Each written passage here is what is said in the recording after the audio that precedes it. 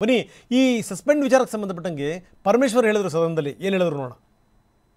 ರಾಮನಗರದ ಘಟನೆ ಬಗ್ಗೆ ಏನು ಸದನದಲ್ಲಿ ಚರ್ಚೆ ಆಯಿತು. ನಾನು ಕೆಲವು ಮಾಹಿತಿಗಳನ್ನು ಮತ್ತು ಉತ್ತರವನ್ನು ಕೊಟ್ಟಿದ್ದೆ. ಆದರೆ ಮಾನ್ಯ ವಿರೋಧ ಪಕ್ಷದ ನಾಯಕರು ಮತ್ತು ಎಲ್ಲ ಗೌರವಾನ್ವಿತ ಸದಸ್ಯರುಗಳು ಕೂಡ ನಮಗೆ ಉತ್ತರ ಸಮಂಜಸವಾಗಿಲ್ಲ,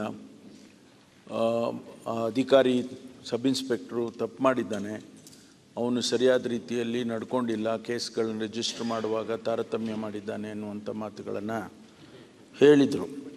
ಹೇಳಿದಾದ ಮೇಲೆ ಅವರನ್ನು ಅಮಾನತು ಮಾಡಬೇಕು ಅಂತ ಕೂಡ ಬೇಡಿಕೆಯನ್ನು ಒತ್ತಾಯವನ್ನು ಮಾಡಿದರು.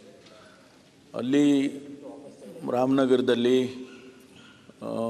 ವಕೀಲರೆಲ್ಲರೂ ಕೂಡ ಆ ಅಧಿಕಾರಿಯನ್ನು ಸಸ್ಪೆಂಡ್ ಮಾಡಬೇಕು ಅಂತ ಕೂಡ ಒತ್ತಾಯ ಮಾಡಿ ಇವತ್ತು ಬೆಂಗಳೂರಲ್ಲಿ ಬಂದು ಬೆಂಗಳೂರಿನಲ್ಲಿ ಪ್ರೊಟೆಸ್ಟ್ ಮಾಡಬೇಕು ಅಂತ ಕೂಡ ಅವರು ಉದ್ದೇಶ ಇಟ್ಕೊಂಡಿದ್ದಾರೆ.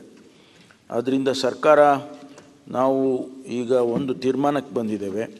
ಆ ಅಧಿಕಾರಿ ತನ್ವೀರ್ ಹುಸೇನ್ ಸಬ್ ಇನ್ಸ್ಪೆಕ್ಟರ್ ಏನಿದ್ದಾರೆ